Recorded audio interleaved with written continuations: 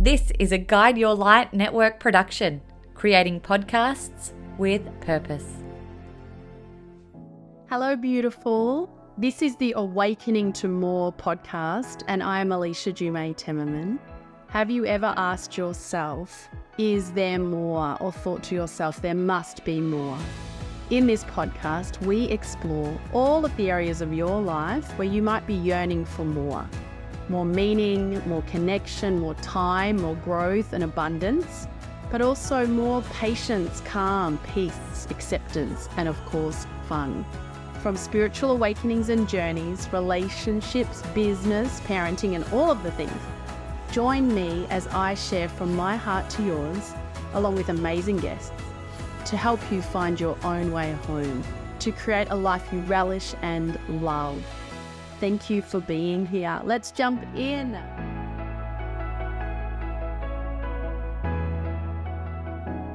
Hello, beautiful friends. Welcome to episode 6 of the Awakening to More podcast. And I'm particularly excited today because it won't just be me that you are hearing. Finally, I am sharing with you a guest. I know I've promised to bring on some inspiring guests, and I know that I have delivered today. Just had the best, funnest, such a great conversation with the amazing Dr. Ricci-Jane Adams.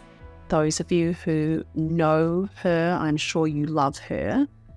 Dr. Ricci-Jane Adams is the principal of the Institute for Intuitive Intelligence, a world-class professional intuition training school. She trains exceptional spiritual people in the science and mysticism of intuitive intelligence. The Institute leads the way in academic rigour, ethical grounding and social conscience, bringing a gold standard of professional excellence to an unregulated industry. Ricci-Jane is the author of bestselling Spiritually Fierce, as well as Intuitive Intelligence Training, as well as Superconscious Intuition, Intuition Beyond the Trinkets and Superstitions of the New Age. And we dive in and dip into that book in our interview or our discussion. Ricci-Jane has a doctorate from the University of Melbourne in magical realism. How freaking cool is that? I didn't even know that was possible. She spent over 25 years devoted to her spiritual awakening and is a qualified transpersonal counsellor. I first met and connected, it must have been March 2020. It was just on the cusp of the hoo-ha, and we were both presenting at Seven Sisters Festival, and I knew no one. I was coming there for my very first time. And so I reached out to some other presenters to say, hey, I hope I met you. I want to come to your session. And I remember that Ricci-Jane responded to my message and was so beautiful. And then we have seen each other at future ones. I don't know how many that I've caught up with her, but we had a great conversation at the last one a year ago.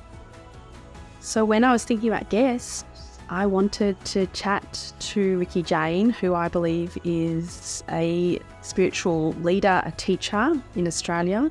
And we have a really great, fun conversation, chomping the bit, if that's what you say, of all things spiritual. We get into talking about God. And I know I had a hesitancy for a long time to kind of say that word because there's a lot of stigma, and we talk a little bit about that as well. Even though I'm not necessarily religious, so to speak, I do have a deep, deep love and faith in God, for me, when we talk about what it means for each of us in this episode. So I'm going to stop talking and I'm going to hand you over to our chat conversation with the amazing Ricci-Jane Adams, and all of her links and everything will be in the show notes as well. Enjoy, my friends, my gift to you all today. Welcome, welcome, the very first guest on my podcast, Awakening to More. I am so excited, everyone, to introduce you all. Many of you who are listening to my podcast probably already know about this woman who I regard as one of the spiritual teachers and leaders in Australia, which is so exciting because where are they? And we'll get into that actually, because when I think of them, I've got so many names of people in America, but we don't have enough in Australia. So I'm so glad that you are up there at the forefront at this time. On our realm, we have the amazing Dr. Ricci-Jane Adams. Welcome to the Awakening to More podcast, my darling. Thank you, and congratulations on your podcast. Oh, thank you. Well, it's been fun, me, myself, and I, just coming in for the first however many episodes and having a little chat. But I was actually thinking for this one, oh my God, I've got to get out of my dressing gown because my other ones have been usually in my dressing gown, and this one we're actually doing a video as well. But, oh my God, I've actually got to make an effort here. It might actually be a bit too much. So it's beautiful to have you. I've got so many things that I want to talk to you about. And selfishly, this is just an opportunity for me just to have a chat with you and also to share you as well. But I've got many, many things that I want to talk to you about. And this morning I was dipping and diving back into your book. So those of you who don't yet have this, you need to get this book, Superconscious Intuition, Intuition Beyond the Trinkets and Superstitions of the New Age. And as I read this book, I remember actually, I don't know when it was reading it, I remember where I was, which bedroom I was in at the time. And there were so many times I was like, yes, oh, yes, yes, she's nailed it. Yeah, oh, that's it. And I feel like you have just written the book that I would love to write, but I could not articulate it all in the way that you have. It's like 1,000 times better than how I would articulate it, but it's just captures everything. I just, when you're reading something and it just feels so aligned, you're like, yes. That's how I felt reading this work of magic and gold. I was just recording the audio version and I was having the opposite experience. I'm like, oh my God, woman, you should have written that better. What are you doing? Oh no. See, this is interesting because one of my questions will be coming back because we'll get there. But in terms of like our evolution as walking this path and how free we truly are and how sometimes those limiting beliefs are still wanting to dance and play with us. So I actually don't know enough about your story. And I'd love to start. This podcast is called Awakening to More, and I want to interview a lot of people around their spiritual awakening and how that has then fed into potential changes in life, relationship, careers, parenting, all of those things. So can you, before we get into your book, you take us back to Ricci-Jane before the PhD, I guess, and it's very cool to even think that you can do a PhD in this space. It's like so good. But yeah, like even as far back as you want to go of where you feel like that first opening the eyes of the bigger things, the bigger question, the real world.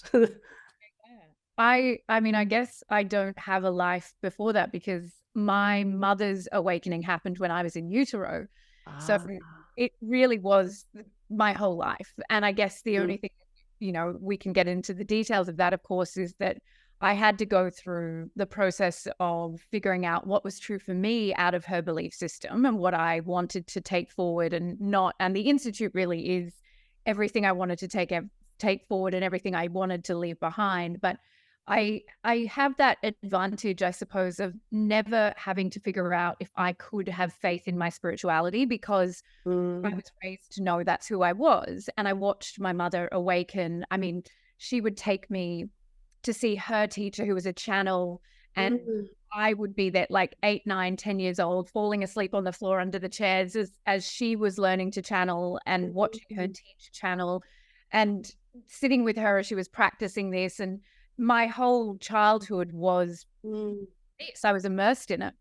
and, did my Reiki when I was like 14, and then did my transpersonal counselling when I was 20, alongside of my other passion, which was theatre, and, having the academic and the spiritual worlds kind of do this a lot until the Institute, when they came together. But the Institute itself, I created out of a dark night where I had rejected God. I'd rejected my spirituality, and I was trying to be a muggle. So I saw my mother, who was my spiritual teacher, was deeply unhappy. My husband was a scientist, and he, an academic like me. And it just seemed easier to turn away from God and my spirituality and really shut that down, because I wasn't a happy person either. And so much of my spiritual seeking I'd weaponized against myself to see myself as a constant problem to be fixed. And I share in the first book, Spiritually Fierce, how,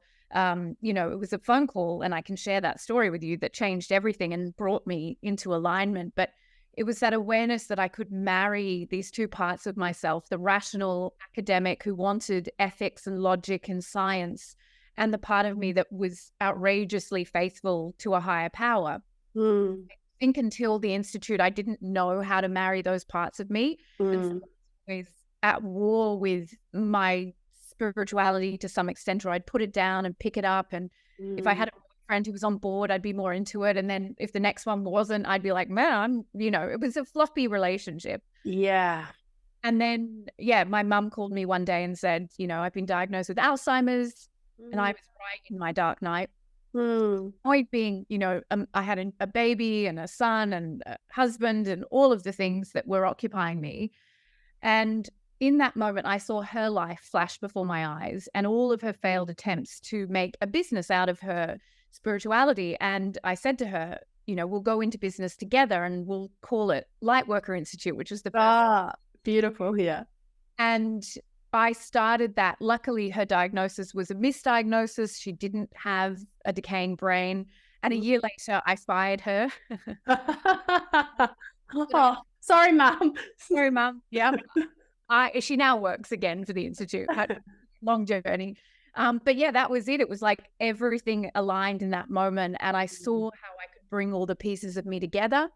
And, it took time to grow the work and to do what I wanted to do with it. But it really was like a single moment of I was 36, I think, and all these parts of me just kind of came together like a gift from God, which looked like a terrible thing, but turned out to be my homecoming.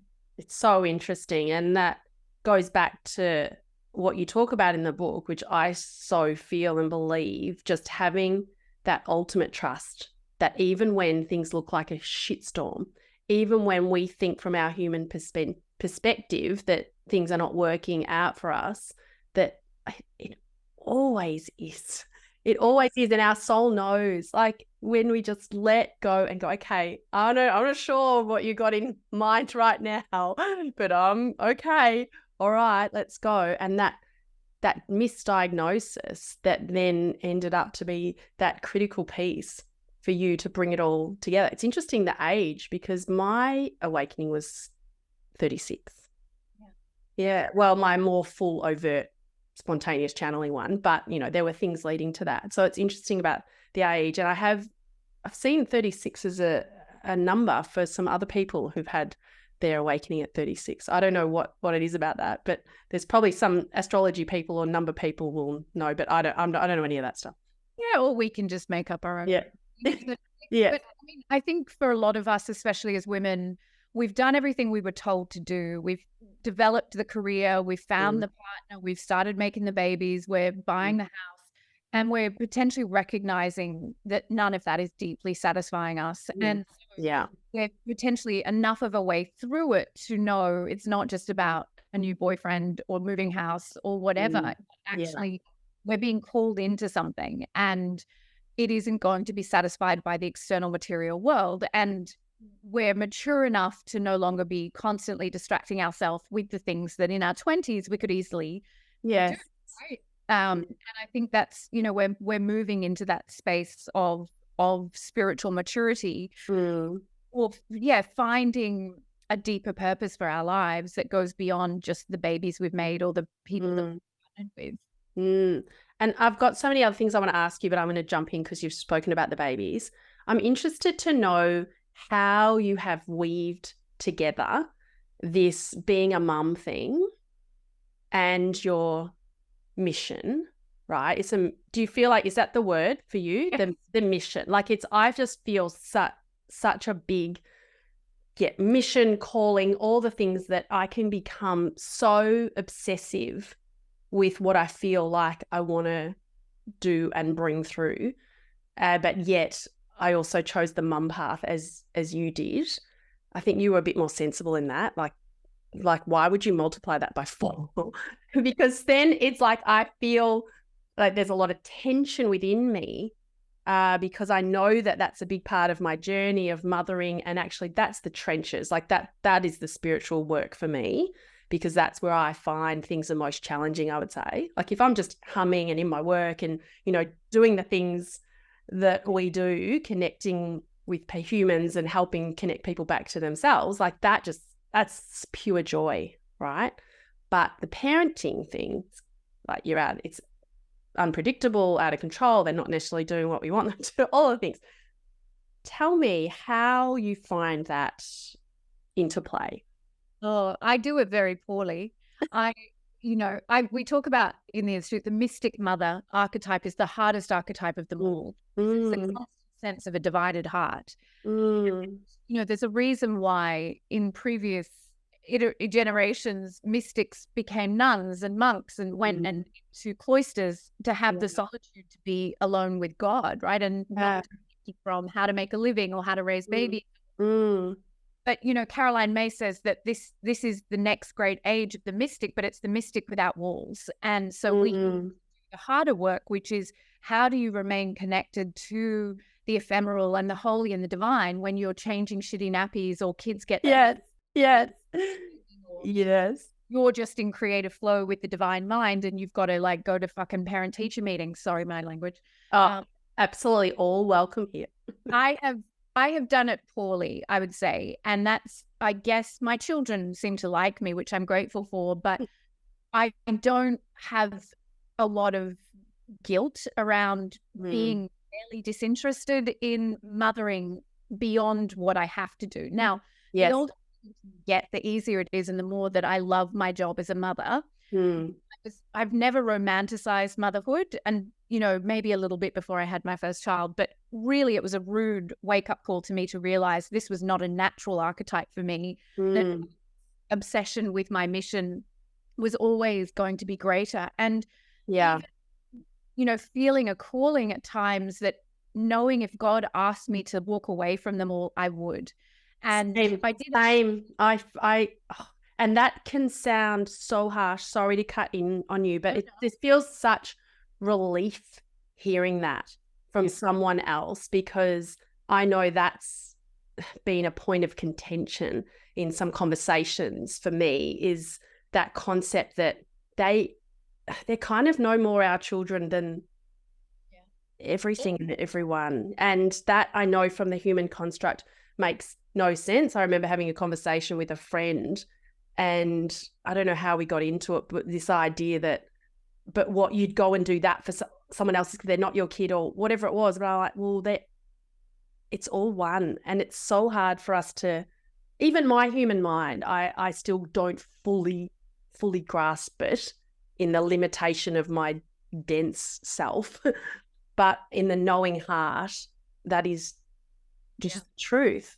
Yeah. And it isn't human sight that will get us there. And I think it's also that awareness that we are, and I have spoken about this a lot, but we as women are indoctrinated, dare I say, groomed from birth to believe our highest purpose is to be a mother.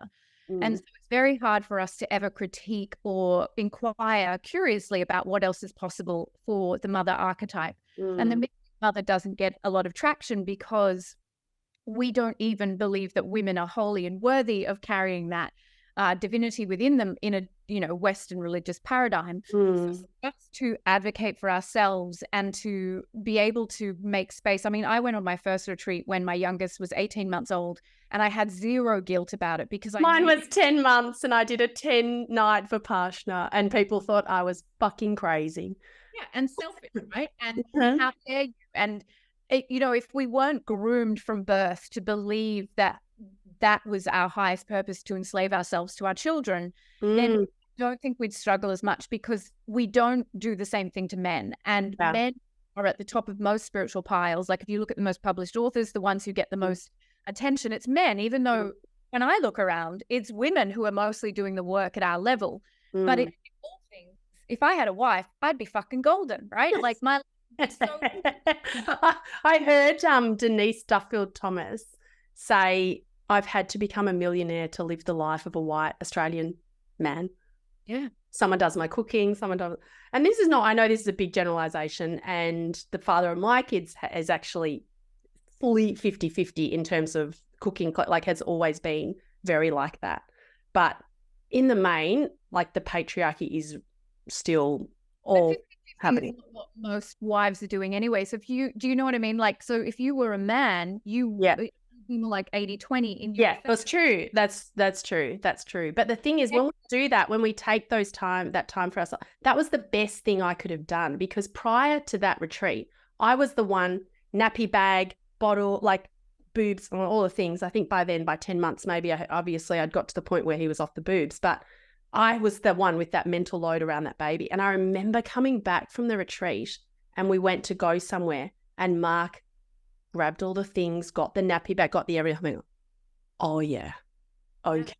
All right. This is, and when we can create a rod for our own back. When women can be very controlling, it has to be done this way. And so then they find themselves being the only one that can put the kids to bed, and the only one that can do this and do that. And it's like, there's a resource often right in your house, women. Yeah. Utilize it. Yeah. But I think it's about us internalizing a different narrative around our right to have access to our more subtle needs, even having had the choice. And look, honestly, the way I manage it now and have done for some years is I am separated from my children's fathers, so I only have them 50% of the time. Yeah. I am literally not built to be a full-time mother. I know that much. I think many people probably can relate to that, because, man, it's a grindy business. Yeah, but it's, the desire in me to be intimate with God, to create, to serve is not one that I can ignore. And if I did, I wouldn't be a mother worth having, right? So it's better for me to raise children who understand a more dynamic and complex mother archetype than potentially the kids at school have, but to see that they maybe have an example of something different, and that it's okay, and they're still good kids and they're still doing great things in the world. But it's me being very, very fiercely connected to my purpose. And I think for a lot of us, if we don't know what our purpose is, we make mothering our purpose, and then we make our children's lives our purpose. And it's like, leave the fuck alone. Your children's lives are not your purpose. Well, they're not even our children. Yeah. Like, I love that, Carl Gibran. Like, they're not they come through us. They're not of us. And it's an addiction. I think we become addicted to that, which is why so many people lose their way when the kids reach an age where they're not so dependent on them. It's like, what am I doing? Like, and then create a lot of trouble. Or we can awaken, which we also see happening, right? So yeah, I don't think I've done it in a particularly artful way, but I've certainly felt like I haven't compromised. You've still honored your truth, your purpose, your calling. Do you think, though, that there are some beings who do choose for mothering to play a really big piece, like beyond the whole purpose of our own high consciousness? Like, I feel like there are some humans that actually, like, is a big piece. But every possible path leads back to God. There's a route for everybody, right? And absolutely, mothering can be the act of service. It's not for me. It's not for me, right? Yeah. But well, it's not enough. Like, it's not, and for me, it's not enough. Like, if I had the opportunity financially just to stay home and not have to work, that would never, for me, that would never be a choice I would make, because I couldn't do that. But I also know that without them, I wouldn't have got where I am spiritually, because I do, and look, this is not meant to be controversial. For those of us who choose to have children and can have children, if we don't go into the shame of becoming a servant mother, we can be initiated into our divinity, I think, in a very, very profound way. And I think it's possible without having children, but yes, children have been the greatest portals to my awakening. I agree. That's the impediment to me even getting the time to fucking sit down and meditate. I agree with that so profoundly. Like, that is 100%. Yeah. I want to go back to God, right? Because I feel like, particularly in Australia, there has been a real stigma around be openly loving, devoting God. And I know for me, it's taken me a long time to even start to use the word God again, Jesus, to really declare my love in that way, because I felt like there was so much judgment around that. Is that something that you experienced, and you reconciled that and came back to share that? Or, because I'm not affiliated with a particular religion, but I know being a kid, I grew up Catholic. I remember being in church thinking, I'm going to be a priest, so I need to learn the words. And then I discovered there was no place for me in the Catholic Church, right? But yeah, I just want to explore that with you. Is that something you've just always felt like you can just share openly, or is that something you've had to kind of get through? I had a period where I dumbed it down and called it the universe or something. Yeah. But I've never been raised in religious trauma, and I've never had fear around that word. And, I use it very freely. Yeah. If we look at the context of Australia, and this might go to your point about why aren't there more teachers here? Yeah.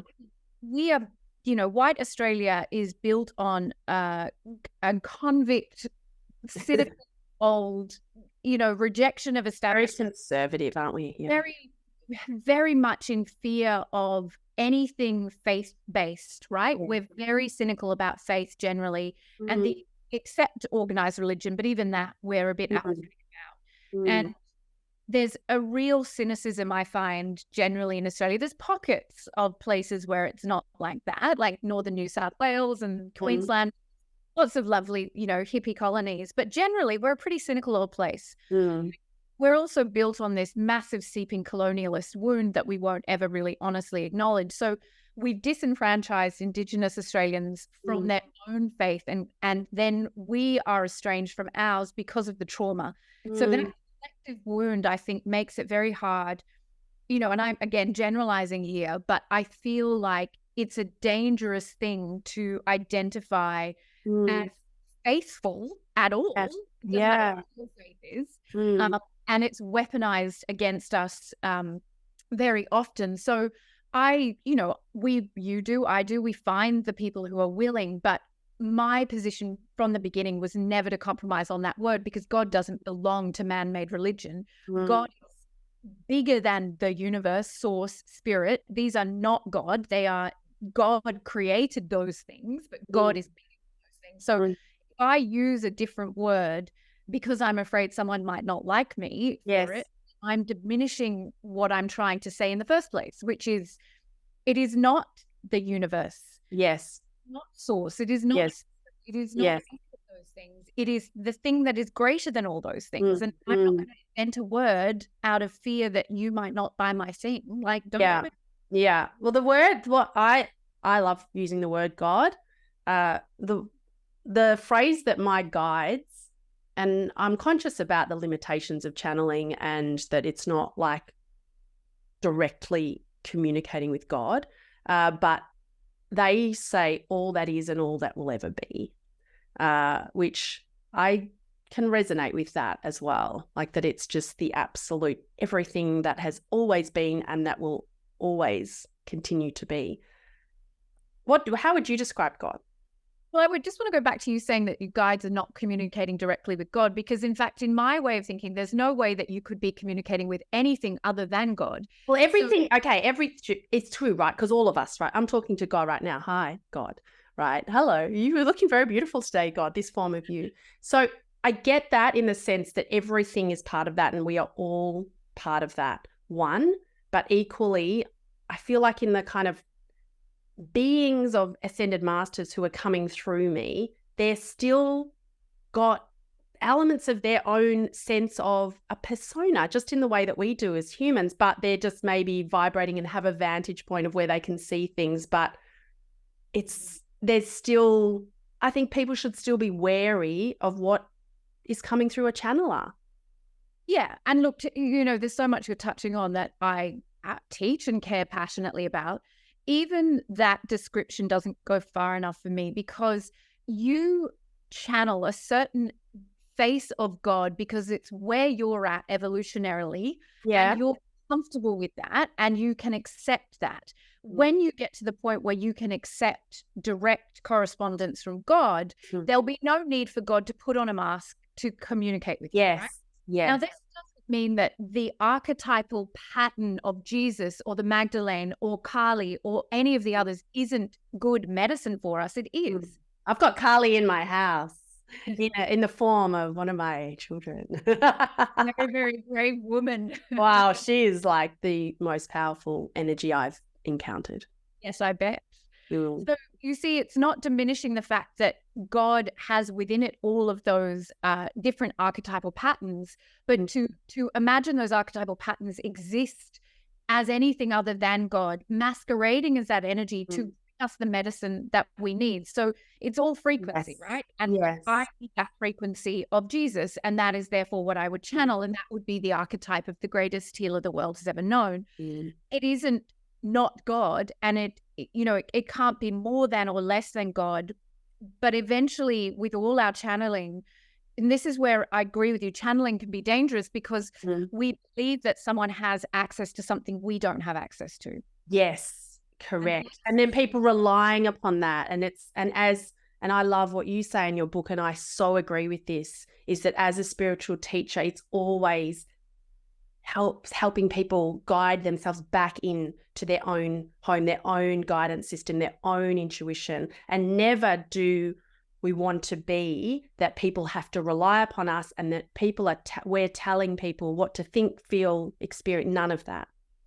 And sometimes they need an example. And that's, when I will use channeling, if I can do this, so can you. All this I have done, you shall do and more.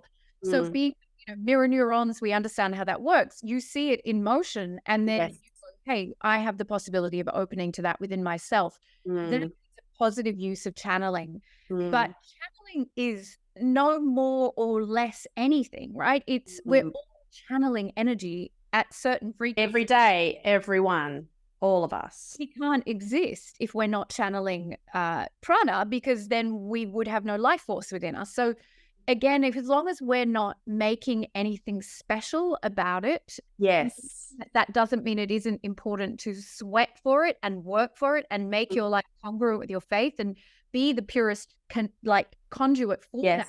Yes, you have to do. Yes, but we don't want to make it seem like it's a gift or it's special, and that's the danger with channeling. Like, I channeled this one guide from the 29th. Yes. No one else channels that guide. It's like, none of these are exclusive. No one is going to channel for anything. No, and I've experienced that actually, where I was channeling one of my guides and then a guy actually channeled my same guide. It's like, oh, wow, she sounded different coming through me, or something like that. And the fact that, they're multidimensional anyway, and they can be actually coming through a multitude of humans all at once. Like, this is where it's so freaking exciting, this stuff. Like, how limited we are from our human vantage point, and how so often so many humans feel, so overwhelmed with life and all of the things. And this is where I get excited, when people start to wake up to realize their power.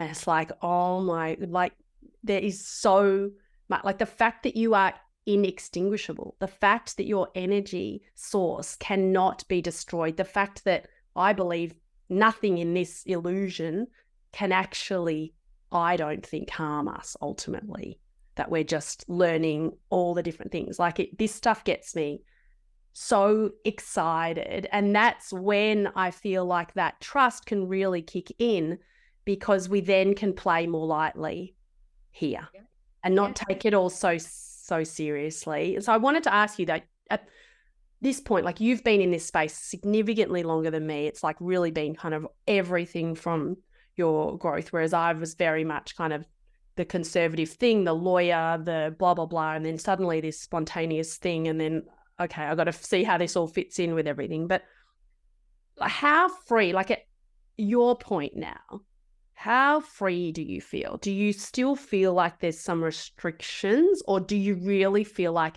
I will just do whatever the fuck I want, whenever the fuck I want, and I don't care anymore what society, expectations, obligated, blah, blah. Where, if that's something that you want to answer. I love that question. Should we go back to the fact that I had children? So, at some point I am responsible and can't just go off. I mean, genuinely, I would live in Bali right now if I didn't have children. But I would be there with you. And actually, the thought of living as a nun would be, I could adore that life. Oh no, I like fucking too much. Oh, well, no, I don't want that piece. I am a big fan of that. And we could have a whole nother conversation about that, because I think that can be misguided, where people think if you're spiritual, you got to be this celibate. But the idea of just the solitary, just living and monastic life, like without, as long as you can still get it on, then I think that's very appealing, parts of that. Go back to your question, which I think is a great question. I think the illusion of the spiritual path, or the superficial way we're often sold it, is that the goal is to be free from suffering. Now, what we think that means is that bad stuff will stop happening. Right? No, that's impossible here. Like you signed up for the wrong realm. Yeah, the wrong planet. Yeah. Freedom from suffering comes from changing our perception of the events of our life. Yes, we know this, right? So I would say that in the last 5 years, maybe 4 years, I've had more catastrophic life events occur than in the 10 before that. And the reason I'm sitting here and I'm looking at you and, able to keep functioning is because the perception could break through to see that everything was serving my awakening, even in the darkest state of that, right? So it isn't a matter that our spiritual awakening is going to stop things being hard, but that the capacity for us to manage it. And I say a lot, it's not the weight of the load, it's the way we carry it. And when we have that spiritual resilience and that spiritual perception, that symbolic sight, even on those darkest days where you want to yell and scream at God, something bigger is reaching through, just being like, it's okay. Okay, baby girl, it's okay. So, how free do I feel? I feel like I have choice. Yeah. In each moment, and every time fear rises, and fear is my jam, and that's what I work with everyone I serve, that when fear rises, I know I have a choice. Now, do I always make the choice to take the nobler path? Not immediately. Yeah. But I can't pretend I don't have the choice. Yeah. And that is the freedom. If I thought that I was signing up for this path because it meant that everything was always going to be golden, then, as we said, we're in the wrong planet, because the illusion of life is created in this particular dream to awaken us through fear. So and suffering, and that's so often the catalyst for so many people's awakening. I want to read something from your book, which I think just fits in really well with this. This is about the world has been sold a lie about the nature of spiritual truth. It's not about finding a comfortable little corner of the world and tuning out. It is about tuning in and getting as uncomfortable as hell in order to walk the path of awakening.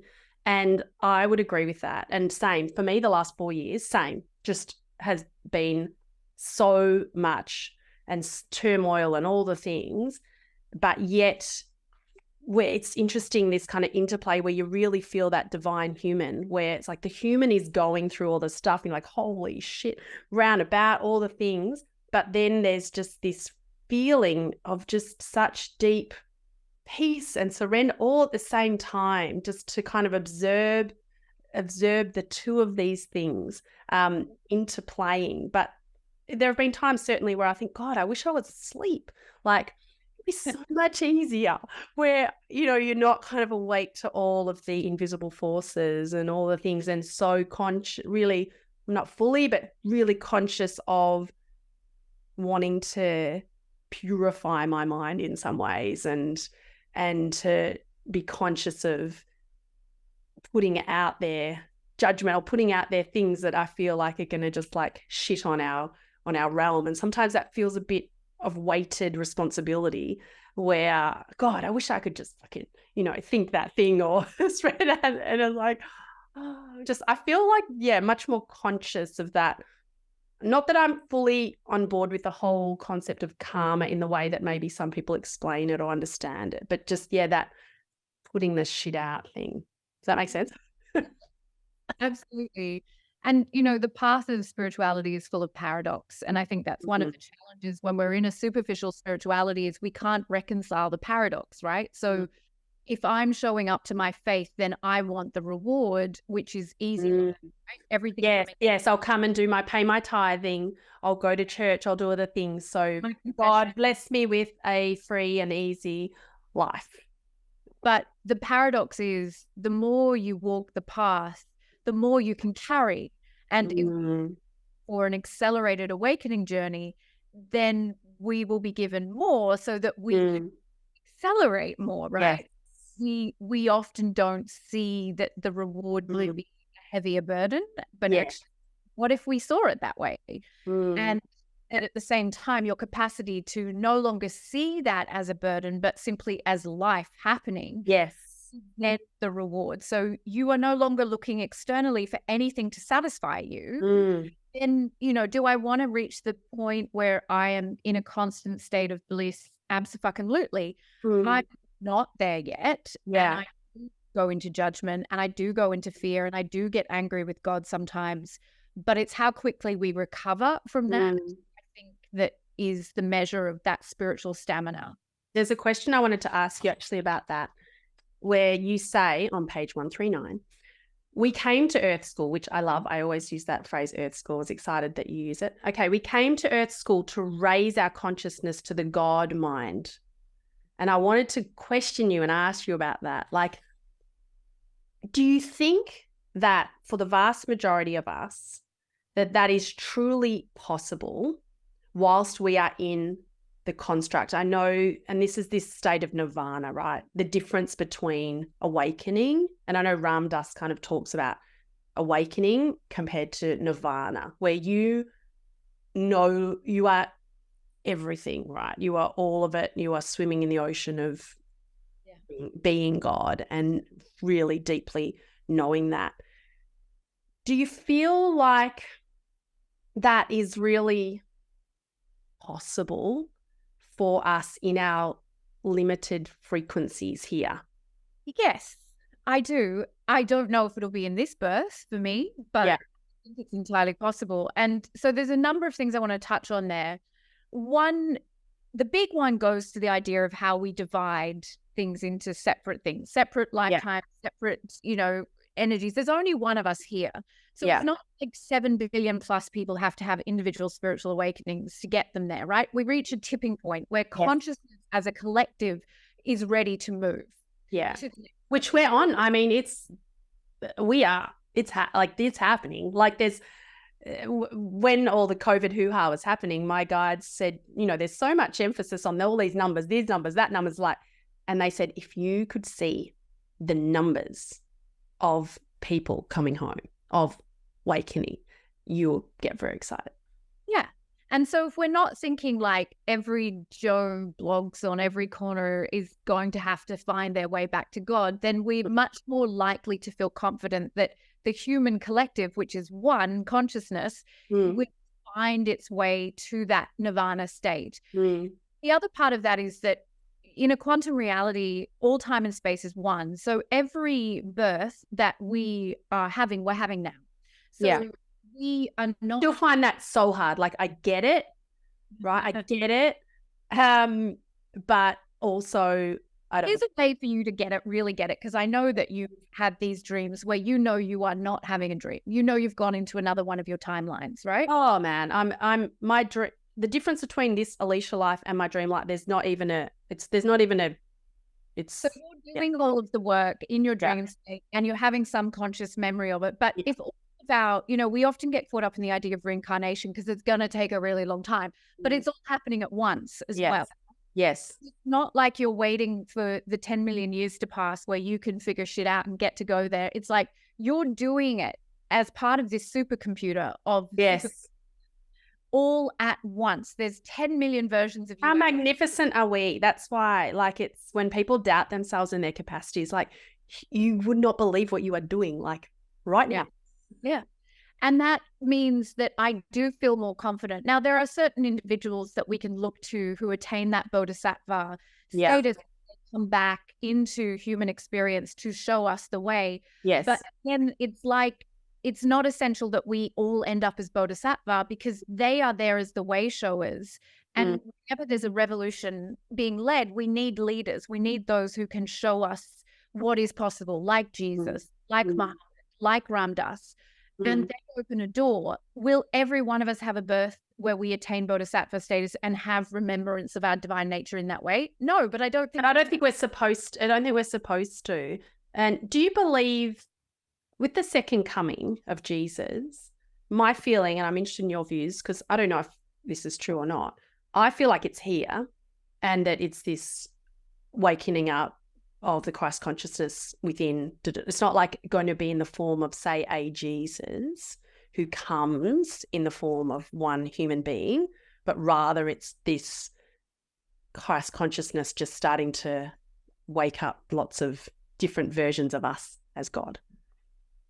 I don't actually know a lot about the idea of the second coming. Having not raised in a religious. I don't even really either, but I just know there's this concept that it's going to happen. It was one dude. We would probably incarcerated him and locked him up in a mental institution anyway. So I would say he wouldn't stand a chance if there was one individual tasked with that responsibility. And, even the life of Jesus, we have turned into something that it wasn't. So I don't believe there's, this individuality thing that we're so obsessed with, that there's one savior, is a way for us to abdicate personal responsibility.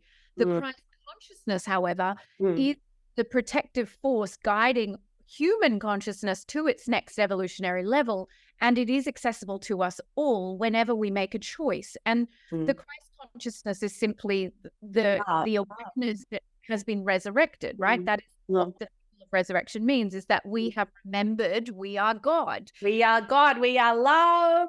And there's all the ways, like I would say, whether it's Jesus, Allah, Buddha, like all, as you said right at the start, like everything has to lead back to God. And they're just avatars or examples that give us the hope and possibility. When we make that one person responsible for us, we completely erase the purpose of Jesus's life. Again, all this I have done, you shall do and more, was the message, not I'm here to fix it for you guys. Don't worry, you will just stay eat chips and watch your telly, right? That wasn't the point of that life. And is that not the point of living in 2023 with all of the Netflix and all of the lives that we're watching everyone else's lives? There's a couple of other things I want to touch on in your book, which you've just spoken about now, but that human consciousness is going through an enormous up-leveling process, which I 100% believe, and that those who can must lead.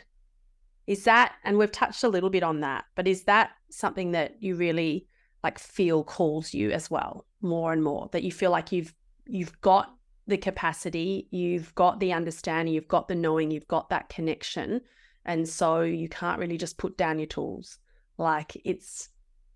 Leading, like teaching, is congruence between my faith and my actions, right? So it isn't about telling other people what to do, it's about being the demonstration. So if I don't use what I'm offering others, then I am in that, incongruence. Mm. And I'd say on top of all that beautiful list of the reasons why those of us awakening right now must lead is that if we are here, for example, in Australia, we are born into freedom and privilege that most of the world doesn't have. Yeah. So I don't have to fight religious persecution to follow my faith. I'm not at risk. I'm, living in an abundant place. My basic needs are taken care of. Yes. I have a freedom that is a privilege I cannot squander because there are millions who don't even know how to feed their own babies today who don't have time to think about this on behalf of others. And if I'm awakening and I'm hiding that from myself or from anyone else, and I'm keeping it as a nice kind of lifestyle choice that I do on the weekends to relax, I'm in my privilege because as Caroline May says again, to be awake at this time requires us to be willing to be rebel revolutionaries. Yeah, because that's something you spoke about before, the culture in Australia and all of the history and the convicts and colonization, all of those things. But there's another piece, which is that there's such a fit-in culture here. And to dare to kind of do something different, to put your head up, that tall poppy thing, it is actually real. So it does take courage, and there is that piece of us as you kind of put yourself out there that it's at risk that people are going to go, you're crazy, you're weird, or whatever things are. Yes, but if I'm not causing people to talk about me, then I'm not doing the right thing, right? Like if I'm not agitating people, then I'm just keeping everybody happy, and therefore I'm not doing interesting. I'm just creating more noise in the Did you find that, your awakening's been different, and I'm conscious we're going to be wrapping up soon. We could talk for 100 years, but I've found that with my awakening, because I've played the nice girl, the fit in, the perfectionist, the overfunctioner, the blah, blah, blah, go to harmony, all the things. And certainly over the last couple of years, as I've been dismantling all the constructs, that you have to speak your truth now. It's like the internal voice is so strong that I can't play nice as much as I used to play nice. And it can be very inconvenient now in terms of, the fitting in and all of the things. Have you experienced that where you just like the rawness, the authenticity just has to find its way now? I think that's a great question. And I just want to say, if we want to do another 15 minutes, I can accommodate that for sure, my darling, because this is a juicy conversation. I know this. I've got so much on my little board here. I think that's a kind of interesting and complex conversation because in a way, the closer we get to our God nature, the less we need to say. So there's sort of phases we go through where we are unlearning. And in fact, my talk at Seven Sisters this year is called The Not Nice Spiritual Woman, because we're so indoctrinated with being good and nice and approved of that we will often resist our own truth, right? But there can be a very big difference as we awaken between speaking our truth and speaking the truth. And speaking our truth can often just be us working out our trauma responses on someone else and not really going into the basement of our subconscious and figuring out what I need to say and what I don't need to say. Speaking truth is more about the actions that I'm being invited by God to take through my intuition in my life, because it's not ever about me. It's never actually about trying to convince anybody else of anything. If you don't like me, then you don't have to hang out with me. But I'm not going to chase after you and try and tell you what's what, because that's my truth. But when I'm speaking truth, I'm living truth, I'm embodying truth. Yeah, I'm going to piss people off. Like, how many people want me to play with oracle cards and tell them which crystal to buy? And, all of this stuff would make me a lot more popular and probably more money. But I'm not willing. And it's not because of my truth. It's because it's God's truth. And that truth is so clear. And I cannot compromise God. So I can't muddy that or water it down to make it more palatable. I receive it and I offer it as I receive it because I'm simply the caretaker of that. But I'm not trying to convince everybody of it. If you are interested, it will be so that you find me. And if it's right for you, you'll keep hanging out with me. But I don't take any credit for that because it's what God wants. And I don't say no to God. So I know I've kind of covered a lot in that, but I think the universe will organize itself. Once you make a congruent choice, once you make a choice in faith and love, the universe will organize everything around you. Very true. So you don't have to tell the person who's not being nice to you to piss off very often. That person will just disappear. If you are suddenly like, I don't want to gossip anymore because actually I feel energetically that's not a great match.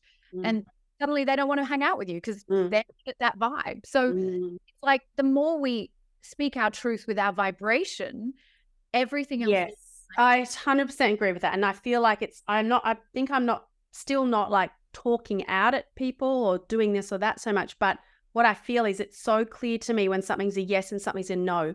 Whereas in the past, I was just a yes, yes, yes, yes. Yeah. Yeah. Because you needed to be approved of and you needed to be thank you. And now you know there is no safety in the dream, right? There is only protection in God. Yeah. And that is so much about saying there's only protection in honoring yourself. And anytime you compromise yourself for another because they won't approve of you, you are betraying yourself and that will hurt. Yeah. And it does. And the more and more I feel on this path, the more you just feel the consequence of that. I don't know, immediately, like everything just so quickly that, oh, it's so good. I've written a phrase here about your book. This is, for me, spiritual porn. I'll take it. Yeah. Because this is like, I get so excited, right, about this stuff. And I know, it's not everyone's bag and not everyone wants to talk about all of these things. We will wrap up shortly, but you speak in here around your devotion to God. And I know you've just touched on it there in terms of you don't say no, right, to God. And don't say no to you ultimately, right, when you're most connected with that, in that relationship with the highest, truest version of you. Are there things that you do, if you're open to sharing, around your devotion to God? And what does that look like? Like the nuts and bolts of it? Yeah. Yeah. Yeah, absolutely. So there's a sadhana that we use in the Institute, which is pretty much my formula for my devotion. The idea is always first we meet our fear. Like so often we go into our devotional tools to try to bypass what we're feeling or to try to pretend we're not feeling it or try to make a shitty situation good by basically dissociating. Good vibes only. Yeah. And it's like the worst kind of fuckery there is. So we have to go firstly into the fear. So every day, as I sit and, use that energy of whatever fear has arisen in the last 24 hours, no matter how big or small. And all fear is one fear, but all fear is anything that is not bliss. So we often think when I say fear that we mean the big, horrible, terrible things. It's like low-level anxiety, just woke up feeling funny, slight pain in my body, like just not quite right today. It doesn't have to be a big, big thing. But you go in and inquire of that fear and you understand the deeper meaning, the symbolic meaning. What is the fear beneath that fear that is trying to tap me on the shoulder and just say, hey, you forgot your God. You forgot you're supposed to live in bliss. The fear has arisen as intuition. Yeah. So often people are scared of their feelings. It's like your feelings are talking to you, like they're guiding you. They're for a purpose. They're designed in for And that fear is intuition saying, hey, let's course correct back to God. So I have a practice on Insight Timer called Subconscious Fear Release. It's also known as the Micro Method. Anyone can go access that for free. And I start there. I mean, I really start with heart congruence. So I go into 3 minutes, just meeting a feeling of gratitude, joy, freedom, meet my fear. The reason I start with heart congruence is because scientifically, when you go into a high vibrational feeling, you unfurl the DNA strand. So you've actually got a greater surface area to encode. So you want to be in that expansive state. Then you go into meeting whatever fear has arisen. And I love to chant. So I'll often use... Oh my God, I love chanting so much. A yogic chant like Triambakam mantra, which is about releasing fear, samsaric longing, yogic attachment. And then we'll go into using whatever it is that's going to then change your vibrational state. So again, more chanting, tapping is another one that I'll use, and not tapping necessarily on anything, but you're using piezoelectricity. It's regulating the nervous system. Always pranayama, again, nervous system regulation. This is the technology of your intuition. So if this is dysregulated, your connection is going to be faulty. So the deep breathing of pranayama is stimulating the vagus nerve. So we're getting that regulation.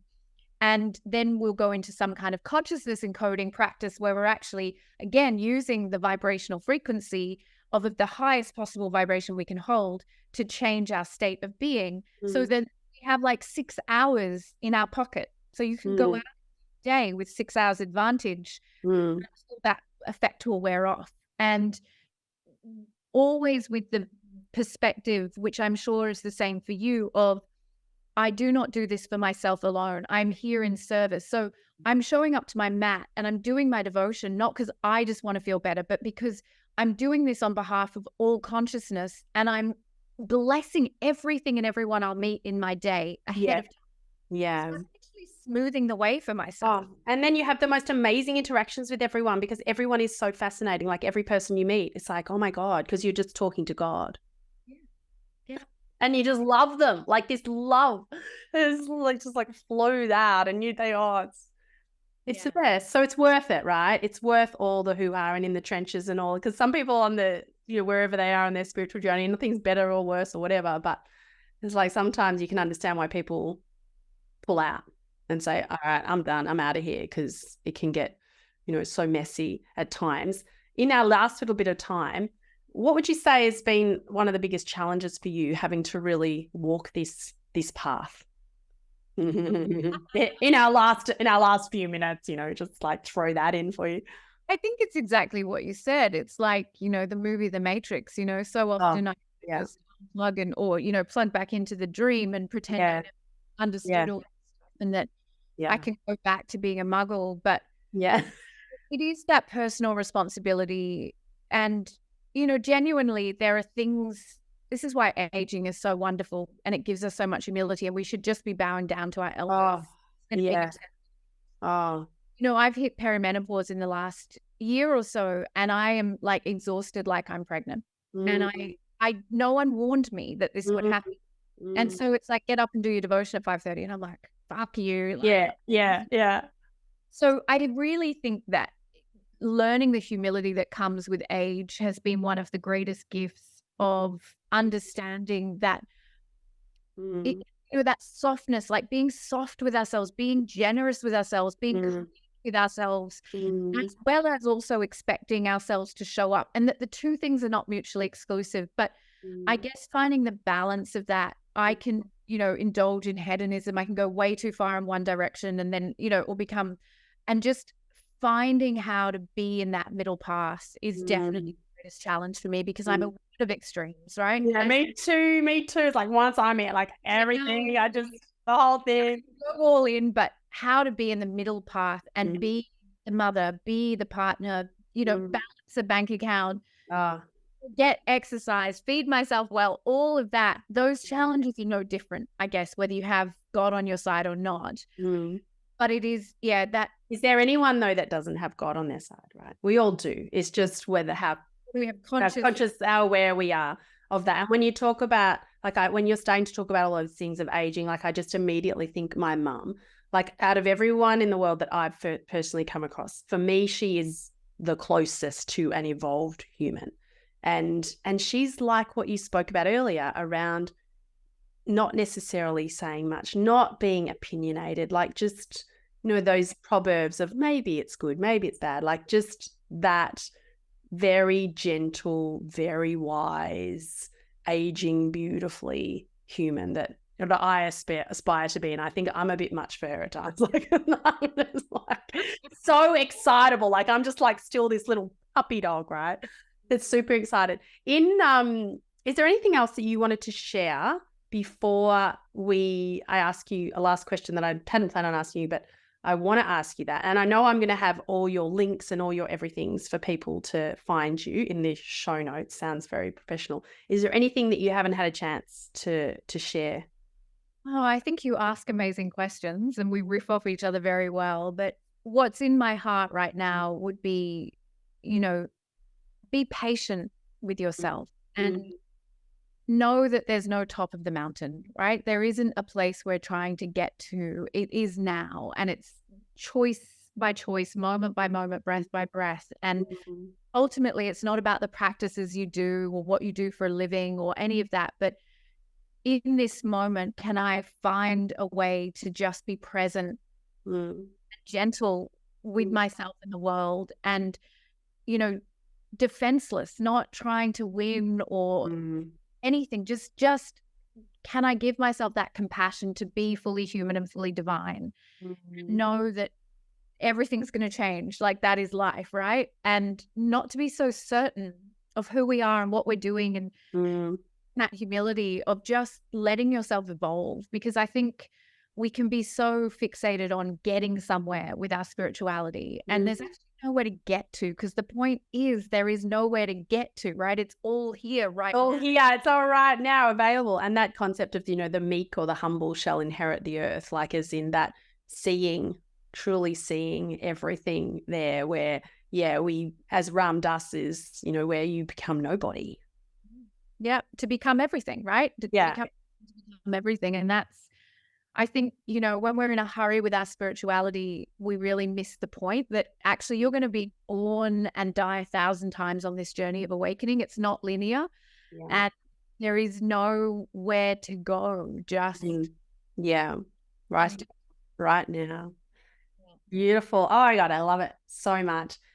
So for you, where you are on your journey and all the things that you know and you understand, who is someone that you look to? Like, if you're feeling, oh, you know, I need a bit of this or that, and I know really what we should do is just sit the fuck down and be quiet and listen to ourselves. But sometimes we want to take the lazy option, right? And tap into something and listen to someone. Who would you see as that person in the world that you love all of their messages and you just feel really aligned with them? Is there somewhere? Carol, amazing. I mean, I've mentioned it like 3 times already. Yeah. Anatomy of the Spirit, and like when I first discovered that, like whenever, like back in the teens or whenever it was just like, oh my God. Yeah. There's nothing that woman says that I don't love. And I think, you know, her maturity and her willingness to not be sexy or cool or any of it. Like, she's just, you know, she was probably born a little old lady, I'm sure. Like, there's that, that genuineness about her.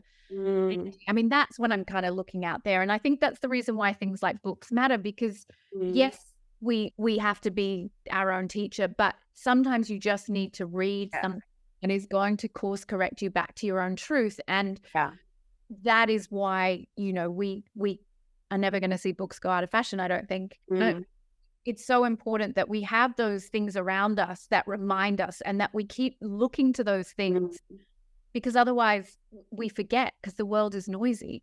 Very noisy, very wanting to distract us and steal all of our attention, which is why it's requiring more and more discipline, courage, taking the time, you know, those rituals, those devotional practices to keep reminding us, oh, that's right, where's the real world again? This is just where you're having a little play and having a bit of fun and having a beautiful experience. And that has been that for me today, having a play, having beautiful spiritual discourse with you has just been so much joy and so much fun for me personally. And I know for many people, just hearing your master over language and your capacity to be, this is why you are a teacher, because you've got that capacity to articulate this stuff and then to bundle it up and then just to present it in a way that people go, oh yeah, that sounds true. That sounds good. That sounds right. Because it's the truth talking out of you. So I love that we found each other through Seven Sisters, and look forward to more conversations over our journeys in these incarnations that we're living in Ricci-Jane and Leash. So thank you for your time, my darling heart. Thank you. Thank you so much, love. Mwah. Love you. Bye-bye for now. So grateful to you for listening. I'd love you to share this. If you got value, rate and review my podcast so I can reach more humans. For loads of free resources, go to aliciatemmerman.com, and that'll take you to my offerings in spaces I play in, my spiritual wellness business, retreats, one-on-ones and other things. Also, I love working with couples, so check out the Marriage Hub. Finally, I have been an employment lawyer for over 20 years now, and I work in workplace mediation, conflict resolution, and mediation in other areas too. DUMAIS, D-U-M-A-I-S, Workplace Services is where you'll find all that info. I love you. Take good care of you.